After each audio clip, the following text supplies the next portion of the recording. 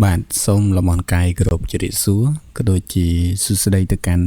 ពុកម៉ែបងប្អូនយើងទាំងអស់គ្នាបាទបងប្អូនយើងទាំងអស់គ្នាសម្រាប់តម្រុយថ្ងៃទី4នេះគឺវិលមកជួបខ្ញុំបាន admin ទៀតហើយណាបងប្អូនយើងបាទ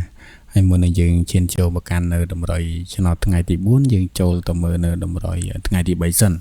ថ្ងៃទី3របស់យើងគឺយើងចូលបានមួយគ្រាប់បងប្អូនម៉ោង4យើងចូលបានបោះហូនោះតែដឹងបងប្អូនយើងដាក់ដល់ប៉ោះហូអត់ទេបាទ7557ហើយប៉ុន្តែម៉ោង6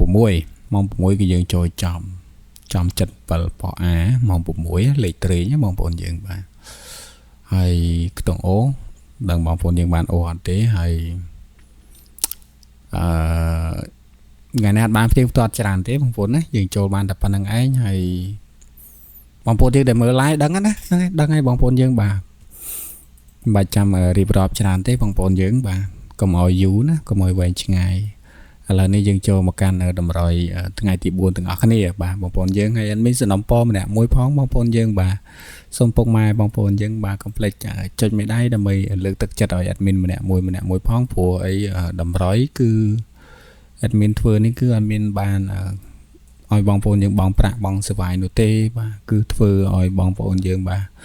ទស្សនាហើយបងប្អូនយើងពេញចិត្តក៏យកទៅចាក់ទៅហើយតម្រុយគឺយើងចូលបានរាល់ថ្ងៃបងប្អូនបាទថ្ងៃខ្លះតិចថ្ងៃខ្លះក៏ច្រើនហើយថ្ងៃខ្លះក៏អត់ចូលដែរបងប្អូនយើងណាមិនចូលអីនេះដែរបងប្អូនយើងបាទអញ្ចឹងបងប្អូនយើងមើលដោយទំនួលខុសត្រូវទៅណាលេងក៏ដូចគ្នាដែរបាទលេងដោយទំនួលខុសត្រូវបាទអ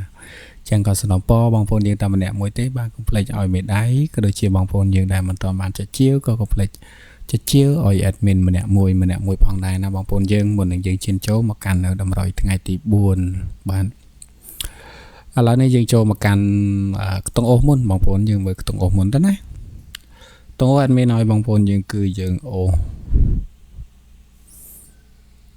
ហុកណាហុកកណ្ដាលចេញណាបងប្អូនយើងបាទ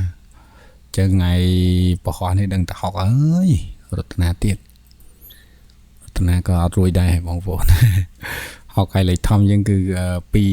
289ហើយនឹង643បងប្អូនយើងលេខនេះយើងគុណណាគុណទៅបងប្អូនយើងបាទ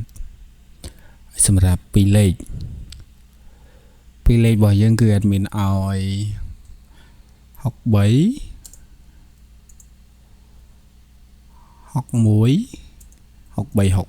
61 ហើយនឹង20 28ហើយនឹង21បងប្អូនយើងហើយនឹង21ណាហ្នឹងហើយ